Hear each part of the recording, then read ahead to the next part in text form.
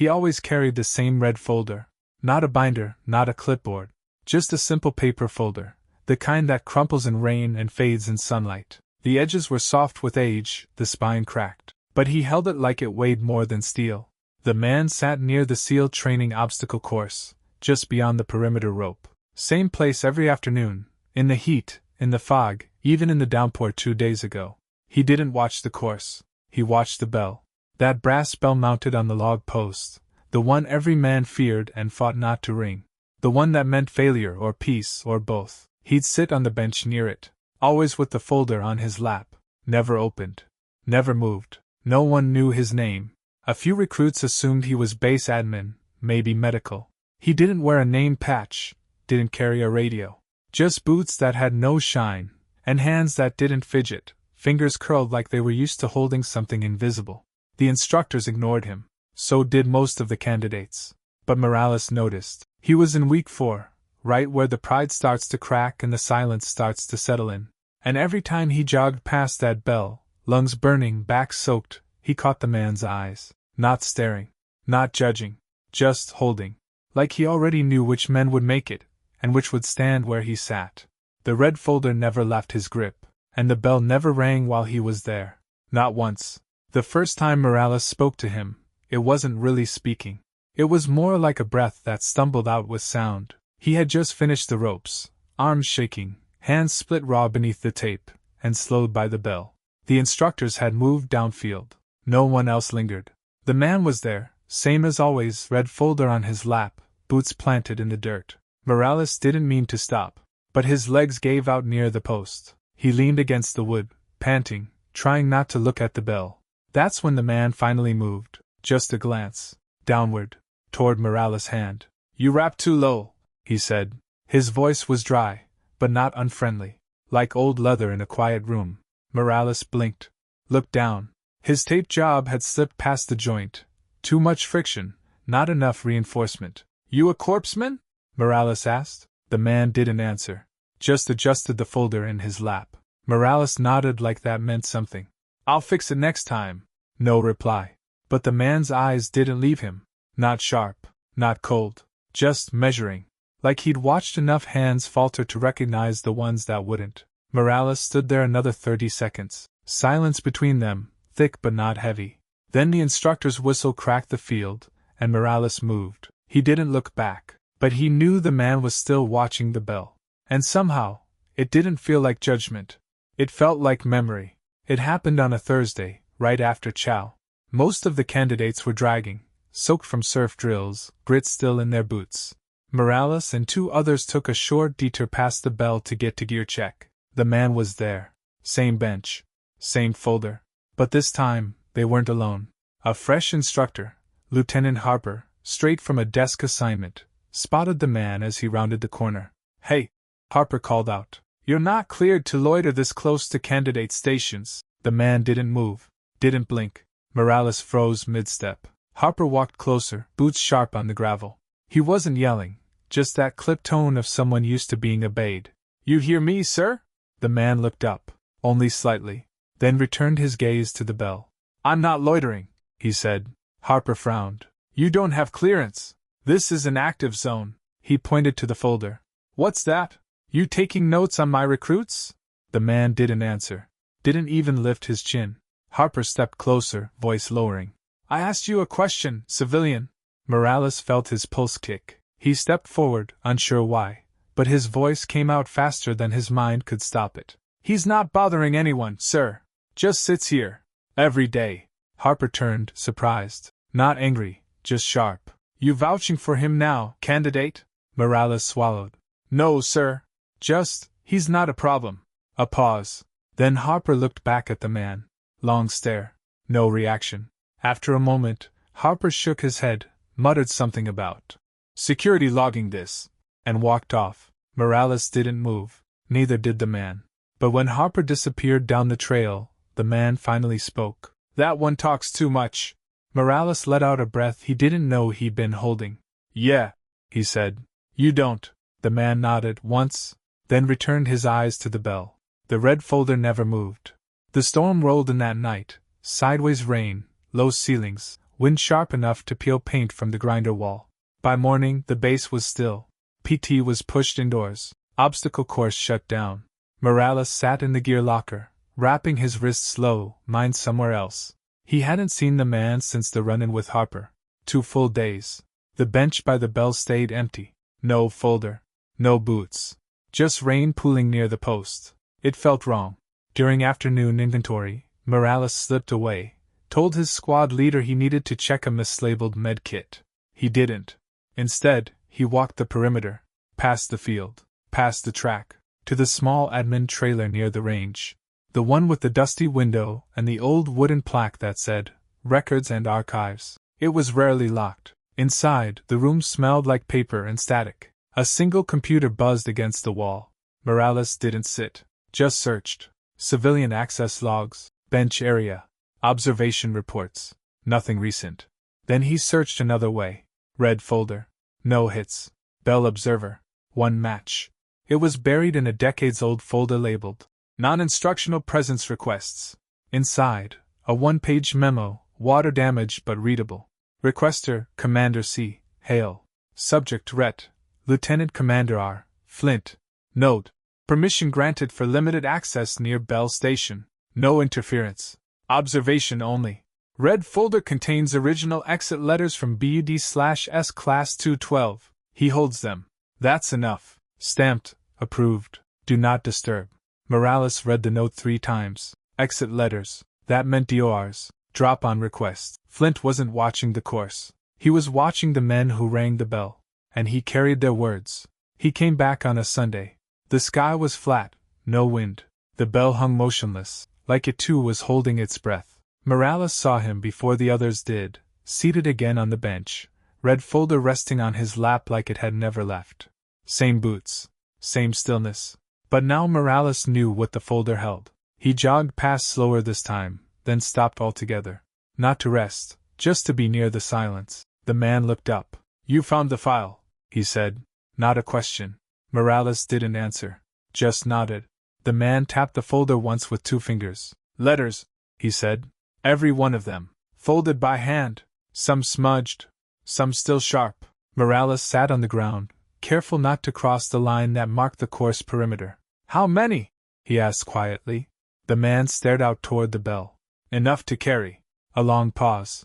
Then, without ceremony, the man opened the folder, just once. Inside, rows of envelopes. No names on the outside. Just class numbers. Years. Sand-colored paper. Corners bent from time. He pulled one out and held it toward Morales, not offering, showing. The top line was written in pen, steady hand. I'm not quitting. I just ran out of reasons to stay. Morales swallowed. The air felt thicker. You read them all? The man closed the folder slowly. No, he said. Just the ones I remember. He paused, eyes scanning something far behind the field. Some wrote in anger. Some with guilt. Some didn't write at all. Just dropped the paper and rang the bell. He looked at Morales. But they all had something to say. Then he did something different. He reached into the folder, deeper this time, and pulled out a small coin. Plain brass. No unit. No motto. Just an X engraved in the center. He handed it to Morales without a word. Morales held it in his palm. What's this mean? The man looked toward the bell. It marks the ones who were never weak, just unheard. Morales didn't speak. Neither did the man. The folder closed again. But the weight of what passed between them stayed open. The coin stayed in Morales' locker. Top shelf. No tape. No note. He didn't show it to anyone. Didn't need to. Every time he opened the locker door, it was just there, waiting. He started visiting the bench more often. Not talking. Just sitting, boots off the course line, eyes on the bell. Some days the man spoke. Some days he didn't. But the silence felt different now. Shared. Then on the 8th day, he was gone. No folder. No boots. No presents. The bench was cold when Morales arrived, and somehow smaller. At first, he thought maybe it was just one day off. Maybe the man had appointments. Maybe he was on leave, if that even applied to a man like him. But the next day, and the next after that, the seat stayed empty. Then came the envelope. Morales found it pinned under his towel during gear check. No name on the front. Just a faint X, in black ink. Inside was a single page, yellowed, handwritten, no greeting. There's no ceremony for what we carry. No audience. No medal. No record. Some walk away because they can. Some walk away because they must. And a few stay behind so the rest can keep moving. The folder stays with the next one who understands what it means to listen. At the bottom was a date, 10 years prior, and a name, Flint R. Bud/S212. No completion. No complaint. Morales folded the letter slowly, slid it back into the envelope, tucked it beneath his mattress. He checked the bench again that night, still empty. But something had changed. There was a mark on the post beneath the bell, so faint you'd miss it if you didn't already know where to look. A coin slot, brass edge, embedded into the wood. The same X as the coin in his locker. Morales stood in front of it for a long time. Long after the sun dropped behind the barracks. No footsteps. No instructors. Just the faint sway of the bell in the breeze. He didn't cry. Didn't speak. He just stood, coin in his pocket, weight in his chest, and silence filling everything in between. That night, no one rang the bell. And in the days that followed, no one sat on that bench. Except Morales. It started slowly. At first, Morales didn't even realize he was doing it. He began wrapping his wrists tighter, cleaning his gear more carefully, memorizing names, not just drills, noticing when someone's laces were worn thin, or when a man sat too long after chow. The instructors saw a difference, sharper focus, less noise, but they didn't ask. Morales didn't offer. Every afternoon, after final rotation, he walked the same path Flint used to. Out past the grinder, past the pull-up bars, to the bench by the bell. No one assigned him. No one followed. He just went. Sometimes he sat. Sometimes he stood. Always quiet. The coin never left his pocket. A few candidates noticed, but said nothing. The bench had become a kind of unspoken line. You didn't cross it unless something in you had shifted. One night, Morales sat there longer than usual. The course lights had dimmed. The field was empty. A light drizzle tapped against the wood like memory knocking from behind. He pulled out the coin, turned it once in his fingers. Then he reached down and placed it on the bench beside him. He didn't leave it, just rested it there. That's when he heard footsteps. Not hurried, not heavy, just uncertain. He didn't turn until the figure stopped near the post. A new candidate, younger, sweating through his shirt, breathing ragged. His eyes were red, not from pain, but from the kind of inner war that happens when a man stands in front of a bell he doesn't want to ring. Morales didn't speak. The boy didn't either. Just stared at the bell. Then at Morales. Then at the coin. "What is this place?" the candidate asked quietly. Morales took a breath. "It's where we remember what quitting sounds like." The boy frowned. "I'm not quitting. I didn't say you were." A beat. The wind shifted. The boy looked down at his hands. Tape fraying point, one knuckle worn down, but still curled with purpose. The kind of damage that doesn't come from failure, but from trying harder than most know how. "I just don't know if I belong here," he muttered. Morales looked at the bell, then at the space beside him. "You don't need to decide that right now." He patted the bench. The boy hesitated, then sat. Not like a break, more like a confession. For 5 minutes they said nothing. No wisdom, no coaching. Just the rain, the rope, the post, and the space where another man used to sit. When the boy finally stood, he didn't touch the bell. He walked back toward the compound, shoulders lower but steadier. Morales stayed behind. This time, he didn't pick the coin back up. He left it on the bench. By the end of second phase, no one referred to it as the bench anymore. They just said, "He's at the spot," and everyone knew what they meant. Morales didn't claim it. He never told anyone to come. Never asked questions. Never gave advice. But he was there. Every day, after last rotation. Boots planted. Shoulders square. Hands folded in silence. He didn't sit like Flint used to, hunched, burdened. He sat with presence. Not heavy. Not proud. Just held. Some candidates stopped by out of habit. Some by accident. But a few, the ones who'd brushed against that edge, stayed longer. They were the ones who had almost rung the bell, or had lost someone who did. Some brought nothing. Some left something small, a note, a patch, a strip of white tape with initials scratched into it. No one touched the coin anymore. They didn't need to. It had become part of the bench. So had the wooden box. By now, it held dozens of letters, some short, 2 or 3 words, some dense, ink-heavy pages with shaky corners sealed with sweat. Morales never opened them. That wasn't his role. He just kept the box dry, the bench clean, the silence intact. One night, after a rare lightning drill forced a full base lockdown, Morales stayed behind. The course was empty. The lights were low. Rain streaked through the floodlights, casting blurred shadows across the bell. He stood there, hands in his jacket pockets, alone. Until he wasn't. The boy from week 1, the one who had stared at the bell like it was a mirror, walked up slowly. He didn't sit. He stood beside Morales, quiet, shoulders trembling, but not from the cold. After a long pause, the boy spoke. "I wrote one," he said. "Didn't drop it." Morales looked at him. "Still have it?"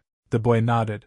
Morales pointed to the box. "It'll hold it." The boy didn't move. He just looked down at the bench, then at the brass X on the coin still wedged into the grain. After a moment, he reached into his waistband, pulled out the folded paper, and placed it gently inside the box. He didn't say what it said.